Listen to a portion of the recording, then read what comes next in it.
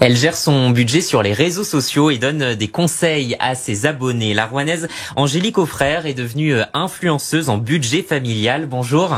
Bonjour. Et merci d'être avec nous. D'abord, comment vous est venue l'idée de vous lancer sur les réseaux pour parler de budget ? Alors ça m'est venu il y a bientôt 3 ans. On cherchait personnellement à une méthode pour mieux gérer notre budget. Et une fois qu'on a trouvé cette méthode, on s'est dit qu'on devait probablement pas être les seuls dans ce cas-là. Et donc j'ai décidé de partager ça pour aider finalement un maximum de personnes. À l'époque, vous étiez en difficulté, vous étiez dans une situation difficile ? Alors, on peut pas dire ça, mais on n'arrivait pas à épargner. Et ayant 2 enfants, on s'est dit qu'il était quand même important. Et voilà, donc tout est parti de là.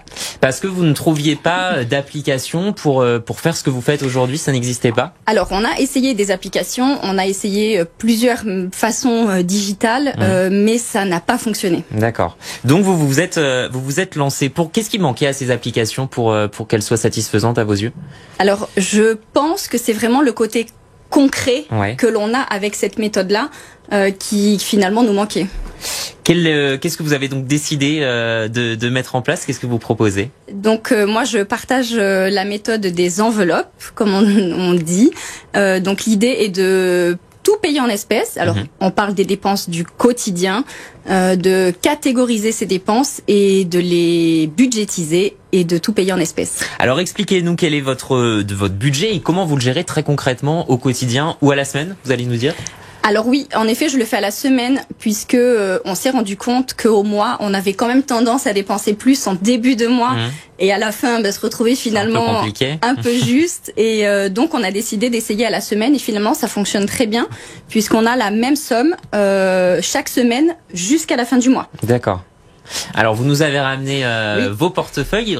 Montrez-nous, expliquez-nous comment ça se passe. Alors ici, il y a mon budget de la semaine. Peut-être pour le montrer à la caméra qui est juste en face de vous. Voilà. Pardon.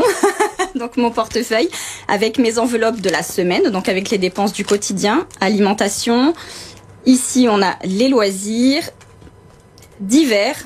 On n'a plus rien. Restaurant, parce que c'est quand même important de se faire plaisir aussi. Ensuite, tout ce qui est entretien et perso. Et on a aussi pour tout ce qui est épargne, mais épargne pour anticiper les dépenses comme Noël, par exemple. On sait que c'est des grosses dépenses. Donc, on a, je vais vous en montrer peut-être quelques-unes, mais le fonds d'urgence, très, très important. Noël, nous, on a déjà bouclé les cadeaux, donc c'est normal qu'il n'y ait plus rien.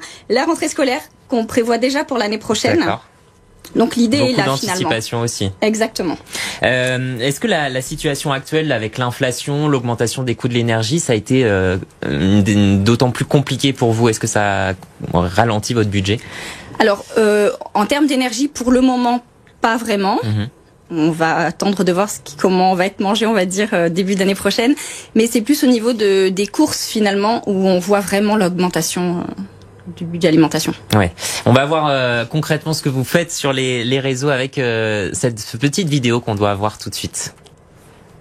Voyons ça ensemble. Cette semaine est à cheval entre la fin du mois et le début du mois pour nous. Donc, on va faire avec ce qu'il nous reste. Donc, alimentation, on a 90 €. Donc, c'est parfait pour la semaine ou pour les quelques jours, en tout cas, jusqu'à ce que nos revenus arrivent. Loisirs, nous avons toujours 2, 4, 6, 8, 10, 12, les 120 €, puisque nous ne sommes pas encore allés à la fête foraine. Entretien, perso et défi 5 €, rien du tout. Donc, voilà notre budget de la semaine.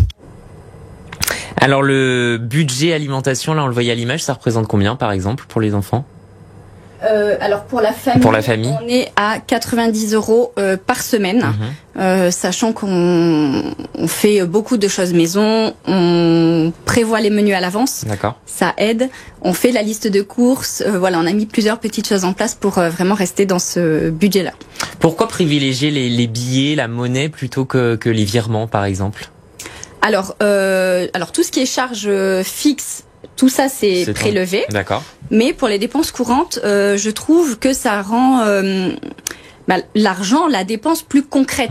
On a l'argent entre les mains, on sait réellement combien on dépense. Avec la carte bleue, c'est pratique, mais peut-être un peu trop justement. Ouais. Donc on a tendance à faire des sans contact très facilement et on oublie et on se laisse vite avoir. Et finalement, est-ce que c'est beaucoup plus d'organisation, de gestion, de logistique ou pas finalement? Est-ce que vous vous en sortez comme ça? Non, ça nous prend 5 minutes par semaine, voilà. Et encore, je prends un peu plus de temps parce que je filme pour partager ça. Mais justement, mes vidéos sont assez courtes parce que je veux montrer aussi que c'est très facile et que ça prend vraiment pas beaucoup de temps. Donc c'est vraiment accessible à tout le monde. Combien d'abonnés vous avez sur vos réseaux? Alors, tous réseaux confondus, 300 000 à peu près. D'accord, c'est pas mal. C'est pas mal. Qu'est-ce qu'ils vous disent, ces abonnés? J'imagine que vous échangez avec eux, vous partagez des bons plans. Comment ça se passe? Oui, j'échange beaucoup avec eux. Beaucoup viennent me demander des conseils personnels. Et maintenant, ça fait plusieurs années, donc j'ai de plus en plus de retours de personnes me disant que grâce à cette méthode, grâce à nos échanges, elles ne sont plus à découvert ou elles n'ont plus de crédit. C'est une fierté quand vous entendez ça? Oui, c'est vraiment une fierté, c'est satisfaisant et ça me donne vraiment envie de continuer. Comment vous expliquez justement le succès de vos vidéos? C'est ce nombre quand même d'abonnés très important. Comment vous l'expliquez? Alors je pense déjà qu'on n'a pas forcément l'habitude de voir de l'argent aussi clairement sur les réseaux sociaux. Donc dans un premier temps, je pense que ça attise la curiosité et ensuite ça fonctionne. Tout simplement, je montre réellement nos dépenses, notre budget. Quand on n'a plus, on n'a plus. Je le dis aussi et je pense que ça met en confiance et donc les personnes essaient et voient que ça fonctionne. Donc, Depuis que vous avez mis en place ce système, est-ce que vous savez nous dire combien d'économies vous avez pu faire? Oui, alors maintenant on a une épargne qui est à un peu plus de 10 000 euros, donc sachant qu'on avait 0 euros. Depuis combien de temps? Depuis 2 ans et demi, un peu moins de 3 ans. Donc vous vous étiez fixé un objectif ou finalement vous avez vu au fur et à mesure comment ça a évolué?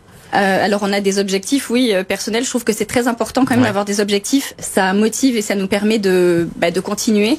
Après, on s'est pas fixé de montant. Voilà, faut mettre de l'argent de côté. On sait pas de quoi sera fait demain. Donc voilà. Et est-ce que malgré tout, aujourd'hui, vous devez vous priver de certaines choses? Alors nous priver, non. En revanche, on anticipe un peu plus nos dépenses. On fait moins d'achats compulsifs, mais en revanche, on ne se prive pas du tout. Est-ce que vous avez des petits conseils concrets que vous pourriez donner aussi à nos téléspectateurs? Alors des conseils concrets, oui. Déjà, pour commencer, c'est très important de faire son budget. Donc on note tout ce qui rentre, tout ce qui sort. Et un point aussi important qu'on néglige pas mal, c'est les prélèvements, tout ce qui est abonnement. Je conseille toujours de reprendre ses relevés de compte, tout simplement, des 2-3 mois précédents, et de bien regarder si on n'a pas de doublons dans les assurances, surtout dans les assurances de téléphone, ça arrive très fréquemment. On le paye auprès de notre fournisseur, on le paye à notre banque parfois, à notre assureur. Donc c'est pas nécessaire. Donc vraiment faire un tri dans ces abonnements et ne pas hésiter à renégocier nos contrats téléphoniques, box, etc. Et si ça fonctionne pas, d'aller voir la concurrence. Ça vous arrive ça de renégocier justement pour faire baisser les prix? À chaque date anniversaire de contrat, j'hésite pas à le faire, oui. Faut prendre le temps de le faire, quoi. Faut prendre le temps, mais finalement c'est une fois par an et ça dure pas très longtemps. C'est devenu votre métier d'être influenceuse. Est-ce que ça vous rapporte aussi de l'argent concrètement? Alors, ce qui me rapporte de l'argent, c'est surtout mon site, parce que suite à la demande de mes abonnés, je me suis mise à commercialiser les enveloppes que je fabrique moi-même et les classeurs. Mais sinon, les réseaux sociaux en eux-mêmes, un peu, mais pas de quoi vivre. Merci beaucoup Angélique Auffrère d'être venue nous parler de ces portefeuilles que vous nous avez amenés sur ce plateau et de votre façon de gérer votre budget. Merci beaucoup. On passe à la météo tout de suite.